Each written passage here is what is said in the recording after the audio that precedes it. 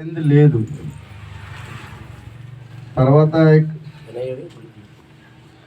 తర్వాత మేము ఎవరో చెప్పగా అక్కడికి కైకరం అనే ఊర్లో వెళ్ళాం. అక్కడ నాకు తలపోటు ఒక 30-35 సంవత్సరాల నుంచి విపరీతంగా ఉండేది. అయ్యగారు నెలకోసారి తైలాభిషేకం చేస్తుండగా చెయ్యి పడిన మరుక్షణం అది నన్ను ఇప్పటికి కూడా అది తలపోటు లేకుండా ఉంది. అనేక కార్యాలు చూశాడు. డాక్టర్ దగ్గరికి వెళ్తానేవాడు, ఏంటా నీకు తలపోటు ఏంటి, నీకు తలపోటు ఏంటి అనేవాడు. ఎవరన్నా ప్రార్థన చేసినప్పుడు నెత్తి మీద వేసుకుంటే ఆ కొంత క్షణమే, ఆ 10 నిమిషాలే. అటువంటిది మొత్తం ఇప్పటికి 30 సంవత్సరాల నుంచి ఉన్న తలపోటు ఇప్పటికి కూడా నాకు లేదు. తర్వాత మొన్న ఆదివారం మా మేనల్కి చాలా విపరీతమైన గుండెల్లో నొప్పి. నేను అయ్యగారికి ఫోన్ చేస్తే చాలాసార్లు కాదు వాక్యం ఉన్నారు.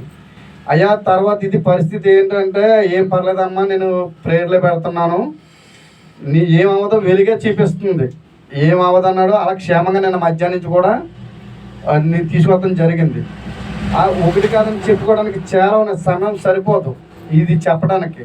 దానికి ముఖ్య కారణం ఏంటంటే ప్రార్థన.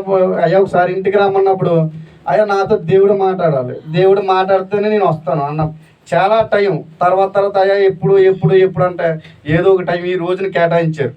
ఈ రోజున తీసుకొచ్చి ఇక్కడ ఈయన రావటం జరిగింది. ఒక కార్యం అయితే కాదని అనేక కార్యాలు జరిగినాయి అక్కడికి రాగానే. అంటే ఇది జరిగింది ఇది జరగలేదని కాదు, కానీ నా ఒంటిలో బాధలు చాలా మట్టికి పోయినాయి. 100% ఇంకేమీ లేదండి. అందుకు నేను అయ్యా ఒక్కసారి మా గృహాన్ని దర్శించమన్నప్పుడు, సరే నేను పలానా డేట్ని వస్తానని చెప్పారు ఈయన. ఆ డేట్కి నేను ప్రార్థన పెట్టించుకుంటున్నాను. చక్కగా సాక్ష్యం పంచుకుని బట్టి దేవుడు